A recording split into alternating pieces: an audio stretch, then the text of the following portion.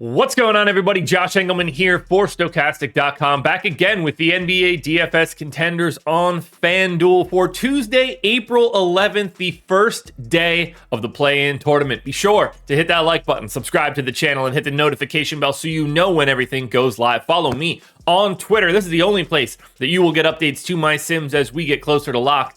And finally, please check out our lineup generator. I think it'll pay you some dividends over this next week. You see the link, or you see the banner at the top of the screen. There's a link in the description. 50% off your first week. You're going to get this for less than $5. We do all the generation for you, and then we throw out the lineups that we don't think are any good. You could take contrarian lineups, chalky lineups, balanced lineups. You can lock a player, swap players if you need to. You'll see projections and ownership and our optimal rates. Export up to 20 via CSV. If you're looking to get a little bit better at DFS, this is the way you do it. Now, we're going to round out the bottom of my top 10 with Trae Young, Nickeil Alexander-Walker, DeJounte Murray, Bam Adebayo, and Anthony Edwards on the outside looking in. Who will be my favorites? My top 5 plays for today? It's time to find out.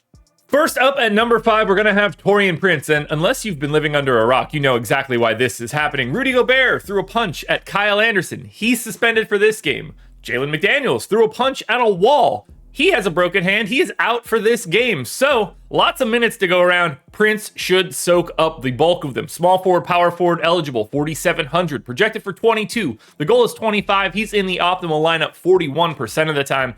I gave him 32 minutes. I think he's live for a couple more. They just don't have enough legitimate playoff-style bodies. So I think Prince starts to soak up some playing time. He's around a 0.7 fantasy point per minute guy, 12 points, 4.5 boards, an assist and a half, and a stock. It is a pace-up spot against the Lakers. They are massive underdogs, but you get an MPE, and you get a guy at 4,700 that is probably a couple $100 underpriced for the role that he has. In at number 4, we've got Max Strus. Don't feel super comfortable about this, if I'm being honest, but shooting guard small forward is what's really helping out here. 4,800, projected for 20. The goal is 26, optimal lineup 41% of the time. I gave him 28 minutes. He's one of those guys where, like, his minutes can fluctuate low. You can see a couple extra minutes out of Hero or Butler. You see Cody Martin get more run. They have options, and that's where it starts to get a little rough. But I think 28 minutes feels about right for Strus. There is some upside to that number, though. 12 points on 17% usage, 3.5 boards, 2 assists, and maybe a stock. Also, pace-up spot against Atlanta. They're 5-point favorites against the Hawks as well. So the big question for you will be, do you think Max Strus closes this game? If you do, then you'll be very happy to see him at number 4 with a 28-minute projection. But they could go a couple different directions, so be aware of that.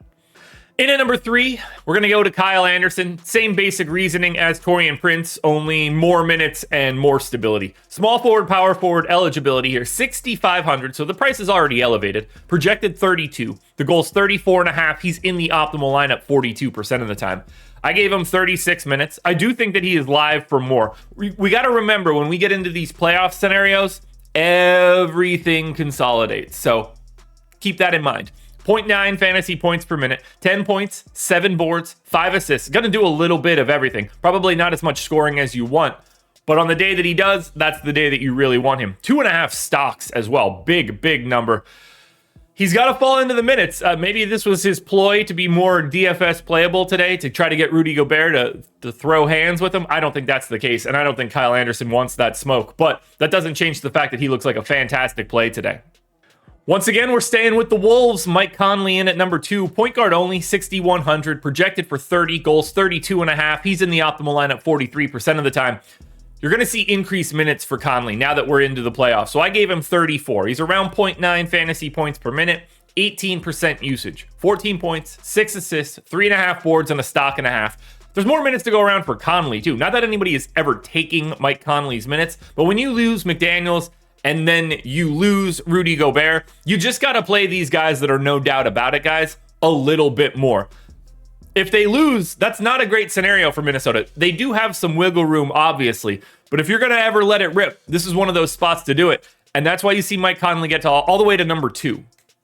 One last reminder that you guys should sign up for the lineup generator if you haven't done it already. Scan the QR code that's on the screen or click the link in the description. $4.48 for your first week. If you don't like it, just cancel. Your worst case scenario, you're out $4.48. That seems like a pretty good deal. Finally, our number one contender is going to be Karl-Anthony Towns. Power forward, center eligibility, great flexibility, 9K, projected 48, goals 47, optimal lineup 46% of the time. I don't have to tell anybody why this is the case. He's going to play 36, 37 minutes, 1.3 fantasy points per minute. No Gobert, he moves back to center where all of his stats just get better. 29% usage, 25 real points, 12 boards, 4 assists, maybe a steal, maybe a block. Solid enough matchup against the Lakers, at least from an offensive perspective. I love it, but everybody else knows this one too. We know what happened to the Wolves. If they want to win, they got to play Towns big minutes, and Towns is not priced to play those minutes and not have those guys alongside of him. He's priced to have Rudy Gobert with him, and that's what makes it easy. Plus, power forward eligibility opens things up big time. Karl-Anthony Towns is your number one contender. Alrighty, folks, that will do it. Those are my NBA DFS contenders on FanDuel for Tuesday, April 11th. DraftKings version is around here somewhere, so check it out. Good luck tonight, everybody. Win some money. We are back again tomorrow morning for another edition of the Contenders.